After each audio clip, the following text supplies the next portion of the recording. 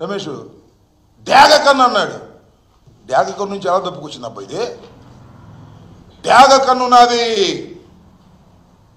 డ్యాగ కన్ను నుంచి ఎలా తప్పుకొచ్చిందయ్యా బాబు గారు, నారా చంద్రబాబు నాయుడు గారు? డ్యాగ కన్ను నుంచి తప్పుకుని ఈ జీవో ఎట్టా వచ్చింది? మళ్ళీ ఈ డ్యాగ కన్ను మళ్ళీ పొద్దున్న ఎట్టా తెలుసుకుని మళ్ళీ జీవోని మేము యాక్షన్ తీసుకోవట్లేదని మాట్లాడటం ఎందుకు? ఏ పొద్దున్నే మా పేపర్లో చూసారా మెయిన్ హెడ్డింగు, కాపుల్ని కరేపాకులాగా వాడుకుంటారని హెడ్డింగ్ వచ్చింది. మా పేపర్లో చూసి కంగారు పడ్డారా? జ్ఞానోదయం అయిందా?